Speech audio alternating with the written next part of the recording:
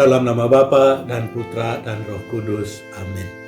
Bapak, Ibu, Saudara, Saudari sekalian, salam jumpa kembali dalam Renungan Inspiratif Minggu Biasa ke-18 berdasarkan Injil Matius bab 14 ayat 13 sampai 21. Beri mereka makan. Bapak, Ibu, Saudara, Saudari terkasih, pernah diceritakan tentang seorang ibu tua yang sangat miskin dan tinggal di sebuah gubuk yang sederhana. Menurut ukuran duniawi, dia mungkin adalah orang yang paling miskin. Tetapi dari segi kehidupan rohani, dia adalah seorang yang kaya karena sungguh-sungguh beriman. Baginya, tiada hari tanpa doa. Dia selalu mengawali dan mengakhiri hari dengan doa.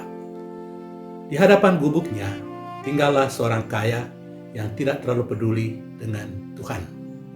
Dia sering mengolok-olok ibu itu karena doa-doanya tidak terjawab sehingga ia tetap miskin.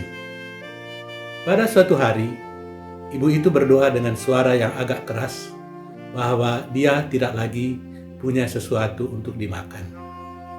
Orang kaya tersebut mendengar doa ibu itu dan berniat mempermainkannya dengan diam-diam menempatkan beberapa potong roti di depan rumah ibu itu.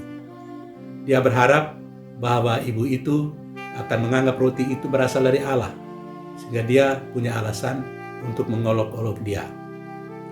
Setelah selesai berdoa, ibu itu keluar rumah. Dia begitu bergembira karena di depan rumahnya ada beberapa ketul roti. Lalu dia berdoa, "Terima kasih Tuhan, karena Engkau tidak pernah mengecewakan daku dan tidak membiarkan aku pulang dengan tangan hampa." Mendengar doa itu, si kaya yang dari tadi mengintip guna melihat apa yang terjadi dengan ibu itu, tertawa terbahak-bahak dan membentak ibu itu sambil berkata, "Hai perempuan bodoh, adakah engkau mengira bahwa roti itu diberikan oleh Tuhan Allahmu?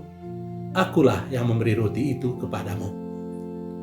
Namun, ibu itu terus berdoa, "Terpujilah Tuhan.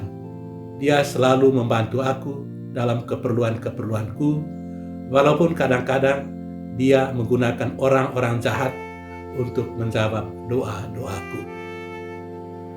Bapak, Ibu, Saudara-saudari terkasih, dalam arti tertentu, ibu itu boleh dibilang mengalami mukjizat, karena dari tidak memiliki apa-apa untuk dimakan, tiba-tiba dia mendapatkan sesuatu untuk dimakan.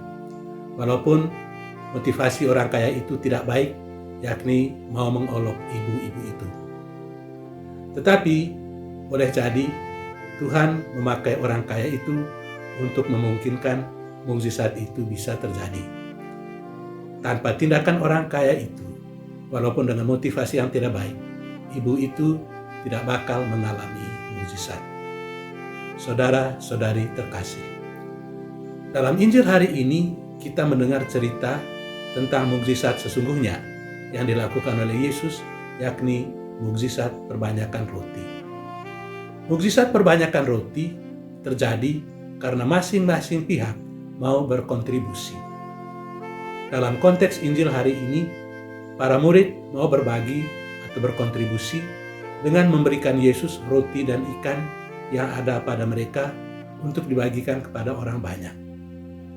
Setelah itu, Yesus juga mau berbagi dengan menggunakan kuasanya untuk memperbanyak roti dan ikan itu. Andai kata para murid tidak memberikan apa yang mereka miliki, dan Yesus tidak berdoa kepada Bapanya, memohon berkat dari Bapanya, niscaya tidak akan terjadi mukjizat. Saudara-saudari terkasih, apa pesan Injil hari ini untuk kita? Salah satu pesan yang paling kuat dari Injil hari ini adalah mukjizat bisa terjadi kalau orang mau berbagi. Pengalaman para murid dalam Injil hari ini menunjukkan kebenaran dari pernyataan tersebut. Dan sadar atau tidak, mukjizat karena rela berbagi masih tetap terjadi pada masa ini. Sesungguhnya, mukjizat memang tetap terjadi setiap hari. Anak-anak hidup karena orang tuanya rela berbagi. Murid-murid menjadi cerdas karena para guru rela berbagi. Para pasien bisa sembuh karena dokter dan perawat rela berbagi pengetahuan dan pelayanan. Hidup kita bertahan karena orang rela berbagi. Karena itu, marilah kita terus berbagi agar orang-orang yang ada di sekitar kita boleh mengalami mukjizat-mukjizat dalam kehidupan mereka. Tuhan memberkati kita. Amin. Dalam nama Bapa dan Putra dan Roh Kudus.